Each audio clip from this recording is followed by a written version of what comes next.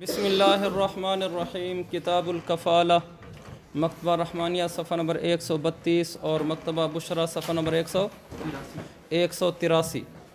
वमन क़ाल लि आख़र लक अलैया मिअतुन इला शहरिन वक़ाल अल-मुक़र्रर लहू हिय हालतुन। ये सबक मैंने कल भी अर्ज़ किया था कि बाबू कफ़ालत रजुलैन तक जो है ये बिल्कुल आसान है और आगे कफ़ालत रजुलैन भी आसान है। आप इसको देखेंगे, इसमें कोई ऐसी पेचीदा बात नहीं है। तो मन क़ाल लि आख़रा, एक आदमी ने दूसरे से कहा, जैसे पहले हमारी सूरत चली आ रही है कि मैंने पैसे लेने होते हैं और काशिफ़ ने देने होते हैं और हुदैफ़ा कफ़ील बनता है, तो उसी तरीके पर चलते हैं। मन क़ाल लि आख़रा, इसमें काशिफ़ ने मुझे कहा कि आपके मेरे ऊपर 100 रुपया है लेकिन 1 महीने की मुद्दत तक, महीने बाद मैंने आपको देने हैं। तो ये इकरार कर रहा है। वक़ाल अल-मुक़र्रर लहू, जिसके लिए इकरार किया गया वो मैं हूँ। मुक़र्रर लहू ने कहा हिय हालतुन, लाम मुशद्दद है, ये तो नक़द है, उधार तो नहीं है। 100 रुपया तो तुमने मान लिया, ये ठीक है, इसमें मेरा भी इत्तेफाक है, लेकिन तुम शहर कह रहे हो, ये बात नहीं है, बल्कि नक़द है। तो मैं मुद्दई हूँ, मेरा दावा है कि नक़द है, और ये काशिफ़ आगे मुनकिर है, वो कहता नहीं नक़द नहीं है, उधार है।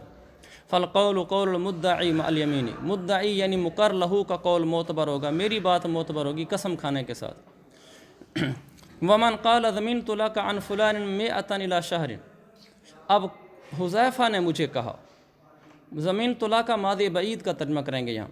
हुज़ैफ़ा ने मुझे कहा कि मैं आपके लिए फ़ुलां यानी काशिफ़ की तरफ से 100 रुपये का 1 महीने की मुद्दत तक का कफ़ील बना था। मैं आपके लिए कफ़ील बना था, 1 महीने की मुद्दत के लिए 100 रुपये का कफ़ील बना था। वक़ाल मुक़र्रर लहू, मैं मुक़र्रर लहू हूँ, मकफ़ूल लहू हूँ, मुक़र्रर लहू मकफ़ूल लहू के माने में। मकफ़ूल लहू ने कहा ये हालतुन, ये तो नक़द थे, उधार तो नहीं थे। तुम अब ये कह रहे हो कि मैं ज़ामिन बना था 1 महीने के लिए, नहीं, तुम ज़ामिन बने थे नक़द पैसों के। फ़ल क़ौल क़ौल ज़ामिन, तो यहाँ कफ़ील का कौल मोतबर होगा, काशिफ़ हुज़ैफ़ा का। मसले में फ़र्क पड़ गया। पिछली सूरत में मेरा कौल मोतबर था जब मेरी और काशिफ़ की बात थी, इस सूरत में हुज़ैफ़ा की बात मोतबर है, मेरी मोतबर नहीं है। हम दोनों में फ़र्क हो गया मसले में। वजहुल फ़र्क़ बैनल मसअलतैन, दोनों मसले में वजह फ़र्क ये है कि अन्नल मुक़िर्र अक़र्र बिद्दैनी, अन्नल मुक़िर्र फ़िल मसअलतिल ऊला, ये मुक़िर्र काशिफ़ है कि मसला ऊला में, यानी जिसमें काशिफ़ ने मुझसे बात की थी, मुक़िर्र यानी काशिफ़ ने दैन का इकरार किया था। सुम्मा इद्दा हक़्क़न लिनफ़्सिही, फिर इसने अपने नफ़े के लिए एक हक़ का दावा कर दिया, अपने नफ़े के लिए। वल आखर युनकिरुहु, और दूसरा यानी अब्दुल कादिर वो उसका इनकार कर रहा था। तो इसने अपने नफ़े के लिए कौन से हक़ का दावा कर दिया? वह हुआ ताख़ीरुल मुतालबत इला अजलिन, इसका नफ़ा किस बात में था?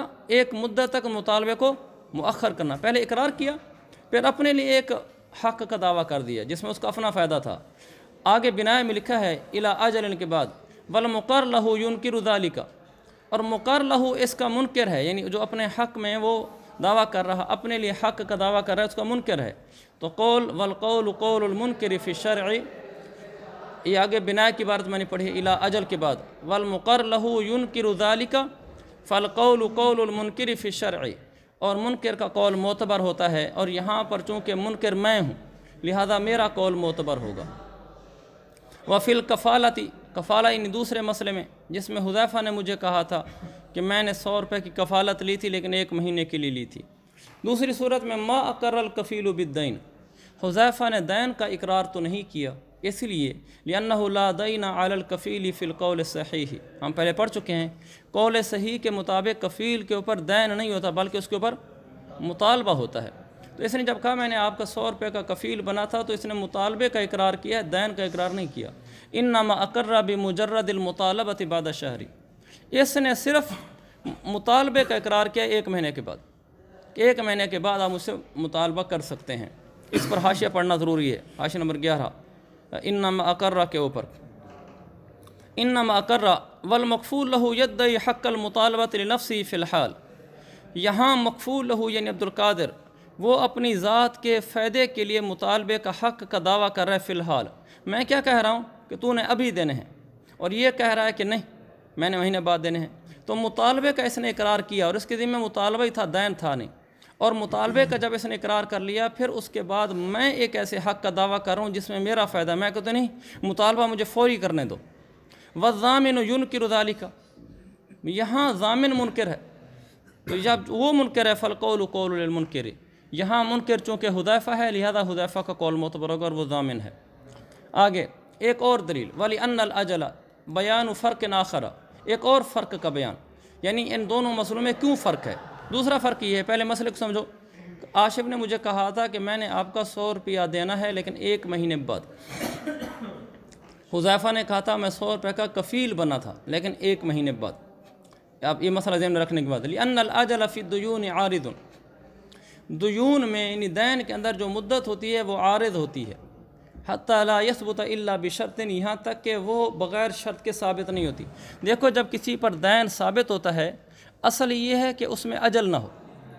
میں نے کسی کو چیز بیچی، اس پر دین آ گیا نا چیز بیچتے ہی، تو اصل تو یہ ہے کہ وہ مجھے نقد دے گا، لیکن عارض ہے اجل بھی، یعنی کبھی اس میں اجل کا ذکر کر دیتے ہیں اور کبھی ذکر نہیں کرتے۔ حاشی میں نیچے لکھا ہو لا یثبت الا بشرط میں دیکھو وہ کہہ رہے ہیں فإن ثمن البيعات والمہور وقيم المتلفات حالة لا يثبت الأجل فيها إلا بشرط، کی چیز کی ثمن ہے، مہر ہے، ضائع کردہ چیز کی قیمت ہے، یہ ساری چیزیں نقد دینی ہوتی ہیں، ان میں اجل ثابت نہیں ہوتی مگر شرط سے۔ وہ کہتا ہے جی میں چیز خریدتا ہوں لیکن پیسے بعد میں دوں گا، ہاں شادی کرتا ہوں لیکن مہر مؤجل دوں گا، معجل نہیں دوں گا، چیز ضائع کر دی ہے جی مجھے اس میں تھوڑی مہلت دو گے۔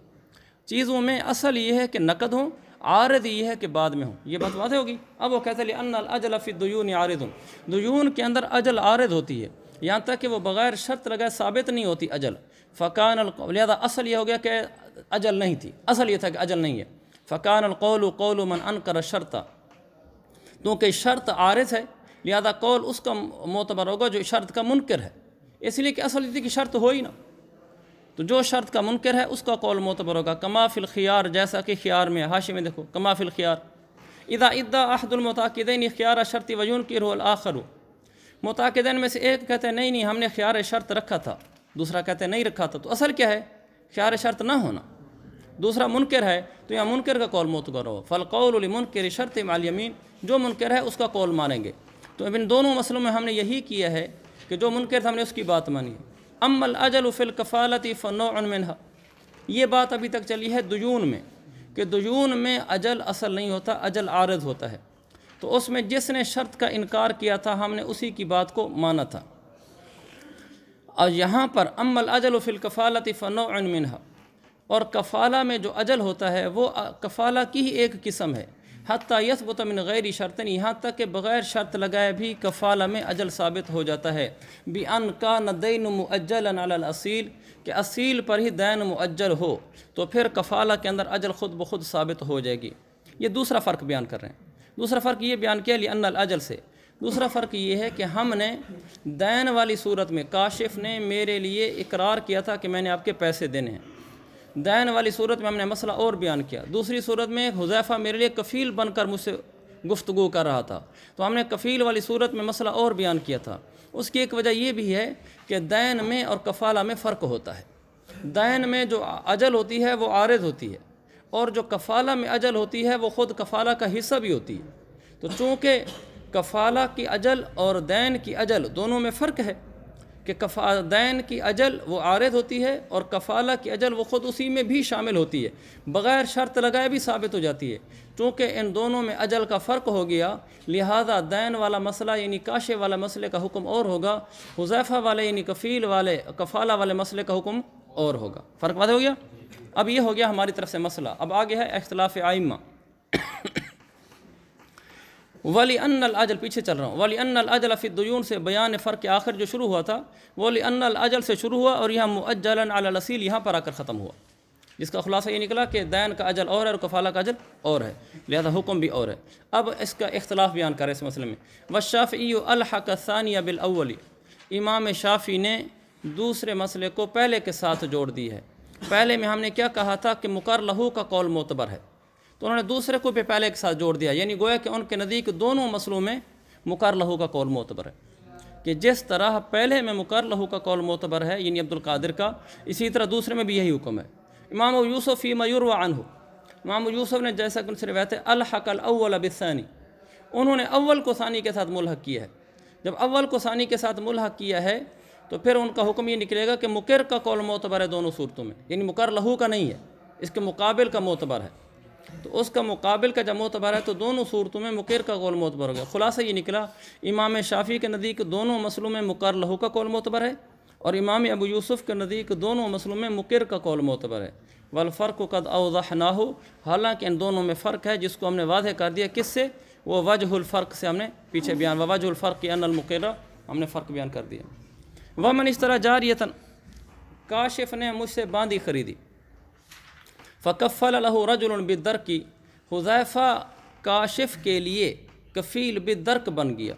کفیل بالدرک پڑھ چکے ہیں کہ حذیفہ نے کاشف کو کہا کہ تم یہ باندی خرید لو، اگر یہ باندی کل مستحق نکلی تو تمہارے پیسے ڈوبنے لگیں گے نا، مستحق آدمی اپنی باندی لے کر چلا جائے گا، تمہارے پیسے ڈوبنے لگیں گے تو ان کا ضامن میں ہوں۔ فاستحقت، پھر وہ باندی مستحق نکل آئی، یعنی اس پر قاضی کی مجلس میں استحقاق ثابت ہو گیا کہ یہ باندی واقعی کسی اور کی ہے۔ لم یأخذ الکفیل، تو جب باندی کے اوپر استحقاق کا فیصلہ ہو گیا، محض استحقاق کا فیصلہ ہونے سے مشتری کفیل کا مواخذہ نہیں کرے گا، مشتری کفیل کو نہیں پکڑے گا، مشتری کفیل کو نہیں کہے گا کہ دیکھ باندی پر استحقاق کا فیصلہ ہو گیا ہے مجھے پیسے دے، اس کی نہیں کرے گا۔ حتیٰ یقضی لہ بثمن علی البائع، یہاں تک کہ قاضی کی طرف سے مشتری کے لیے اس بات کا فیصلہ ہو جائے کہ اب ثمن دی جائے گی اس کو، یعنی حتیٰ کہ مشتری کے لیے ثمن کا فیصلہ ہو جائے بائع کے اوپر، حتیٰ کہ مشتری کے لیے ثمن کا فیصلہ کر دیا جائے بائع کے اوپر ڈال کر۔ یعنی قاضی دو کام کرے، پہلے قاضی کہے گا کہ ٹھیک ہے بینہ سے اس دلائل سے ثابت ہو گیا کہ یہ باندی عبد القادر کی نہیں ہے، فلاں کی ہے۔ جب فیصلہ استحقاق کا ہو گیا، استحقاق کا فیصلہ ہونے کے بعد کاشف حذیفہ کو نہیں پکڑ سکتا مجھے پیسے دے، یہاں تک کہ قاضی اگلا بول بھی بولے، چاہے وہ ابھی بولے چاہے 2 دن بعد بولے، یعنی اگلے مجلس بولے۔ جب قاضی یہ کہے گا کہ اب میں یہ فیصلہ بھی کرتا ہوں کہ عبد القادر کے ذمہ ہے کہ وہ پیسے دے کاشف کو، جب یہ فیصلہ کرے گا تو اب کاشف حذیفہ کو کہے گا کہ بھئی مجھے پیسے دے۔ فرق سمجھ گئے؟ اب دیکھیں، لأن بمجرد الاستحقاق لا ينتقد البيع على ظاہر روایت ما لم يقضى له بالثمن على البائع، کیونکہ محض استحقاق کا فیصلہ کرنے سے ظاہر روایت کے مطابق بیع نہیں ٹوٹتی جب تک کہ اس مشتری کے لیے بیع کے ذمہ ثمن کا فیصلہ نہ کر دیا جائے۔ ظاہر و روایہ یہ ہے کہ جب قاضی کہہ جاتا ہے کہ چیز فلاں کی ہے استحقاق کے اعتبار سے، اس سے پچھلی بیع بھی ٹوٹتی نہیں ہے، صرف استحقاق ثابت ہوتا ہے۔ بیع تب ٹوٹتی ہے، تب ختم ہوتی ہے جب قاضی آگے یہ بھی فیصلہ کر دے کہ بھئی بیع کے ذمہ اتنے پیسے ہو گئے۔ جب قاضی یہ فیصلہ کرے گا تو اب بیع ٹوٹے گی اور اب وہ پیسے میرے بیع کے ذمہ پڑیں گے، اب کاشف حذیفہ کو کہہ سکتا ہے کہ بھئی تو مجھے پیسے دے۔ فلم یجب لہ علی الاصیل، یہاں اصیل سے مراد بائع ہے، تو لہذا فلم یجب لہ علی الاصیل رد ثمن فلا یجب علی الکفیل، چنانچہ اصیل پر مشتری کے لیے پیسے واجب نہیں ہوئے لوٹانا، جب اصیل پر پیسے لوٹانا واپس نہیں ہوئے تو کفیل پر بھی نہیں ہوئے۔ کیا مطلب؟ جب استحقاق کا فیصلہ ہوا ہے اور ابھی ثمن کا فیصلہ نہیں ہوا تو اصیل یعنی بیع کے اوپر ثمن واپس کرنا واجب نہیں ہوا نا، کیونکہ ابھی تو اتنا ثابت ہو کہ باندھی کسی اور کی ہے۔ لہذا جب اصیل میں اصیل ہوں، میرے اوپر پیسے واجب نہیں ہوئے، فلا یجب علی الکفیل، ان پیسوں کا واپس کرنا کفیل پر کیسے واجب ہو گیا؟ جب اس پر واجب نہیں ہوا تو کاشف حذیفہ کو کہہ بھی نہیں سکتا مجھے پیسے دو۔ آسان مسئلہ ہے۔ بخلاف القضاء بالحریت، اشکال کا جواب ہے۔ اشکال یہ ہوتا ہے کہ آپ نے ابھی یہاں یہ کہا ہے کہ باندی کے اوپر استحقاق کا فیصلہ ہو گیا تو اسے بیع نہیں ٹوٹتی اور لہذا وہ پیسے نہیں مانگ سکتا کاشف حذیفہ سے، جبکہ اگر یہاں حکم یہ نکلے، قاضی یہ فیصلہ کر دے کہ باندی نہیں ہے یہ آزاد ہے، تو آزاد ہونے سے بھی تو بیع ختم ہو جاتی نا، آزاد ہونے سے بھی تو وہ مبی نہیں رہتا۔ اگر قاضی آزاد ہونے کا فیصلہ کر دے پھر تو حکم یہی ہوتا ہے کہ کاشف فوراً حذیفہ کو کہہ سکتا ہے پیسے دے، اگرچہ قاضی نے ابھی یہ لفظ نہ کہے ہوں کہ بھئی عبد القادر کے ذمہ پیسے بھی واپس کرنا کیونکہ باندی آزاد نکلی ہے۔ دونوں میں فرق سمجھ رہے ہیں؟ باندی خریدنے کی صورت میں استحقاق کا فیصلہ کر لیا تو اس صورت میں بیع نہیں ٹوٹی، جب تک کہ قاضی یہ نہ کہے کہ عبدالقادر نے پیسے بھی دینے ہیں، برخلاف اس صورت کے کہ جب قاضی نے بجائے استحقاق کے حریت کا فیصلہ کر دیا کہ جو باندی خریدی تھی وہ باندی نہیں تھی، وہ آزاد تھی، جیسے ہی آزادی کا فیصلہ ہوگا اگرچہ آگے قاضی نے پیسوں کے دینے کا فیصلہ نہ بھی کیا ہو تو بھی بیع ختم ہو جاتی ہے اور حذیفہ سے کاشف پیسے لے سکتا ہے۔ یہ فرق کیوں؟ حالانکہ دونوں صورتوں میں باندی تو کاشف کی نہیں رہی، چاہے مستحق نکلے چاہے آزاد نکلے، کاشف کے ہاتھوں سے باندی نکل گئی۔ اس کا جواب بخلاف القضاء بالحریت، برخلاف قضاء بالحریت کے، حیث ینتقد البیع بمجرد القضاء بها، کہ یہاں نرا فیصلہ کرنے سے بیع ٹوٹ جاتی ہے، جبکہ پیچھے نرا فیصلہ استحقاق سے بیع نہیں ٹوٹتی، یہاں ٹوٹ جاتی ہے۔ وجہ لأن البیع یبطل بالحریت لعدم المحلیت، اس لیے کہ حریہ سے بیع باطل ہو جاتی ہے کیونکہ آزاد چیز کی بیع نہیں ہوتی، آزاد چیز کی جب بیع نہیں ہوتی لعدم المحلیہ ای محلیت البیع، بیع کا محل ہی نہیں رہا، جب بیع کا محل نہیں رہا تو بیع باطل ہو گئی، جب بیع باطل ہو گئی فیرجع المشتری علی البائع والکفیل ایضا، تو لہذا مشتری کو بیع کے اوپر بھی رجوع کا اختیار ہوگا، یعنی کاشف کو عبدالقادر کے اوپر بھی رجوع کا اختیار ہوگا، والکفیل اور کفیل پر بھی، بنا میں لکھا ہے وعلی الکفیل ایضا ان شاء، یعنی اس کو دونوں پر رجوع کا مطلب یہ ہے کہ ہوگا تو اس کو بیع پر رجوع کا اختیار حاصل، لیکن اگر یہ کفیل پر بھی رجوع کرنا چاہے تو کر سکتا ہے۔ امام ابو یوسف فرماتے ہیں کہ نہیں، دونوں کا ایک ہی حکم ہے۔ وہ فرماتے ہیں انہ یبطل البیع بالاستحقاق قبل ان یقضى علی البائع بثمن، بین السور ملا کر، یہ بنایا کا بین السور ہے۔ امام ابو یوسف سے روایت ہے کہ بیع باطل ہو جاتی ہے صرف استحقاق سے ہی، ثمن کا فیصلہ نہ بھی ہو۔ فعلی قیاس قولہ، لہذا امام ابو یوسف کے قول کے مطابق تو یرجع المشتری علی الکفیل بمجرد الاستحقاق، تو جو مشتری ہے وہ کفیل سے نرا استحقاق ثابت ہونے سے ہی رجوع کر سکتا ہے۔ وموضعہ، اس استحقاق کا محل، کہ یہ والا استحقاق والا مسئلہ کہاں بیان کیا گیا ہے، جو ابھی ہم نے کہا نا کہ استحقاق ہو، امام ہمارے نزدیک یہ ہے اور امام ابو یوسف کے نزدیک یہ ہے۔ استحقاق کے مسئلے کا محل اوائل الزیادات فی ترتیب الاصل، وہ کتاب و زیادات جو اصل کی ترتیب پر ہے، اس کتاب و زیادات کے بالکل آغاز میں لکھا ہوا ہے۔ استحقاق کا مسئلے کا محل اصل کی ترتیب پر لکھی جانے والی کتاب و زیادات کے اوائل میں ہے، کہ وہاں وہ مسئلہ تفصیل سے لکھا ہوا ہے۔ اصل کی ترتیب پر زیادات، اس کا مطلب یہ ہے امام محمد کی جو ترتیب دی ہوئی الزیادات ہے، نہ کہ شیخ ابو عبداللہ زعفرانی کی ترتیب دی ہوئی الضیافات۔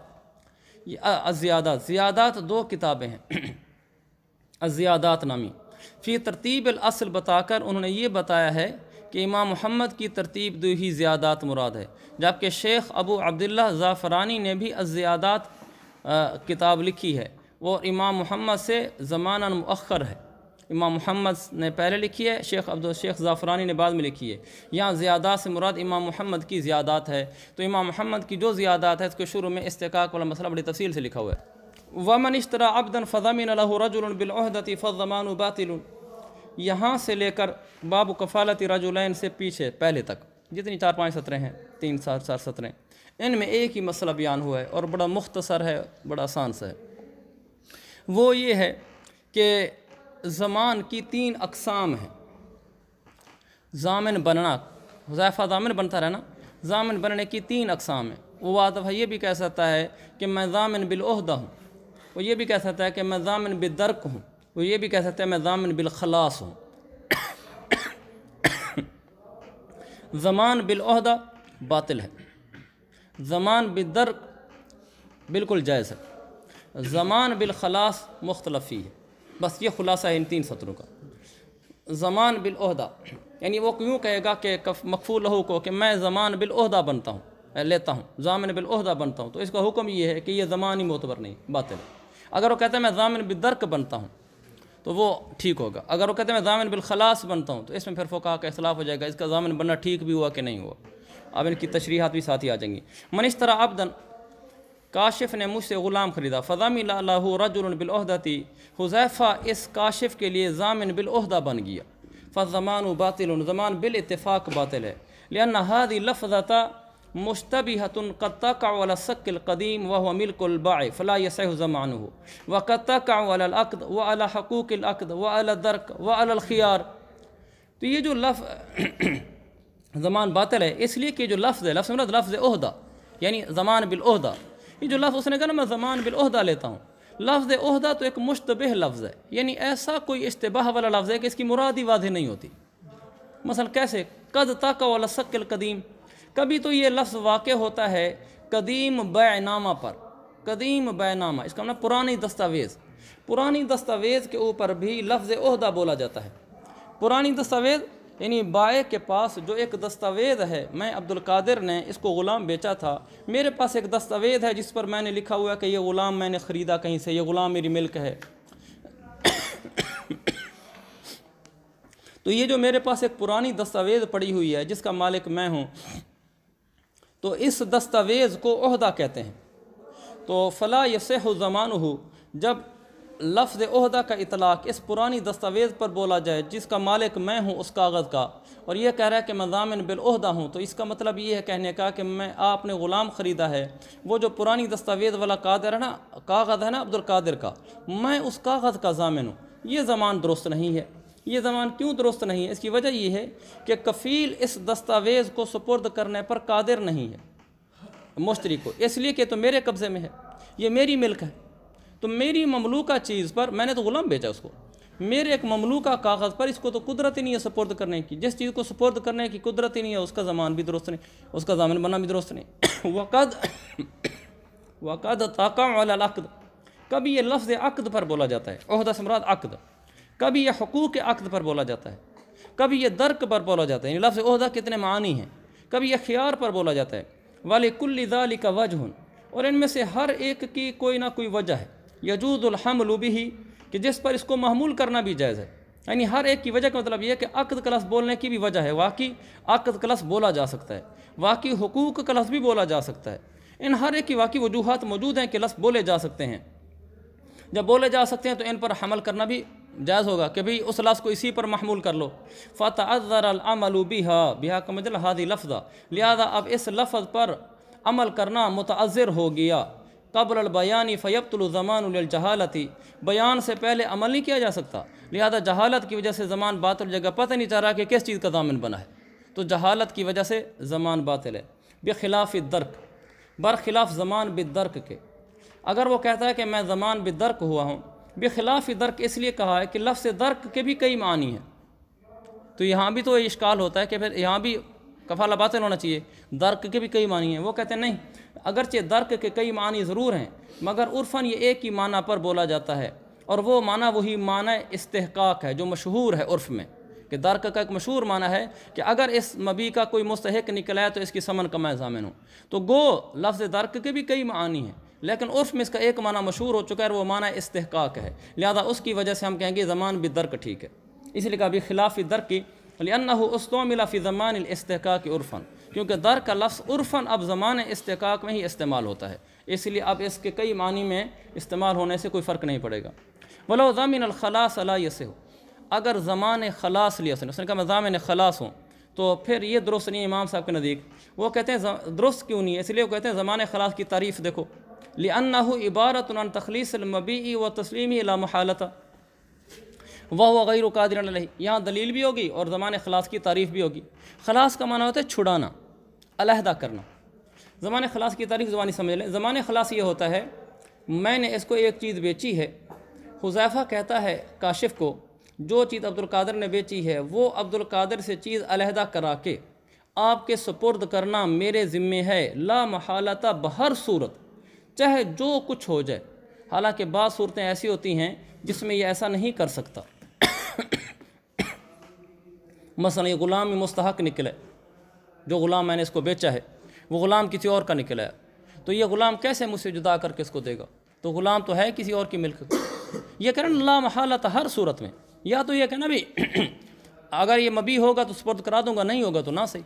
उसने कहा नहीं, जो चीज़ ने आपको बेच दिया ना बस बेफिक्र हो जाए, वो बहर सूरत में आपको अब्दुल कादिर से खलास करके जुदा करा के आपको तस्लीम करूँगा, जबकि इस पर वो कादिर नहीं है, क्योंकि अगर वो ग़ुलाम मुस्तहक निकल आता है तो ये कभी भी नहीं कर सकता और मेरे से ग़ुलाम नहीं छुड़ा सकता, वो औक़ तो दे नहीं सकता। वो इमाम फरमाते हैं, इमाम हनीफा फरमाते हैं ये इसलिए दुरुस्त नहीं है, ज़मान खलास नाम है अन तख़लीस अल-मबी, ऊपर लिखा हो अनिल इस्तेहकाक, नज़र आ रहे, मबी को इस्तेहकाक हो तो भी उसे जुदा करा लेना, वह तस्लीम ही इलल मुश्तरी, और मुश्तरी के हवाले करना ला महाला, तो ऊपर लिखा हो अला कुल्ल हालन व बिअय्यि तरीक़िन कान, وَهُوَ غَيْرُ قَادِرٍ عَلَيْهِ، حالانکہ وہ تو اس پر قادر ہی نہیں ہے، کس پر قادر نہیں ہے؟ عَلَى تَخْلِيصِ الْمَبِيءِ وَتَسْلِيمِهِ، جب قادر نہیں ہے تو جو آدمی قادر نہ اس کی کفالت معتبر نہیں۔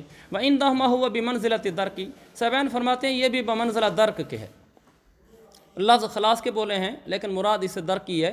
وَهُوَ تَسْلِيمُ الْمَبِيء، اور وہ یہ ہوگا کہ اس نے مبی کو سپرد کرنا ہے، اگر مبی سپرد کرنے پر قادر ہوا، او قیمتی ہی، یا پھر اگر یہ نہیں کر سکتا تو پھر وہ قیمت کو سپرد کرے گا، اگر مبی کو سپرد نہ کر سکا فَيَصِحُ، لہذا اب زمان خلاص درست ہو گیا، تو وہ فرماتے ہیں کہ اس کو درک کی طرح کر لو۔ باب کفالت الرجلین، یہ بالکل آسان سا لفظ ہے،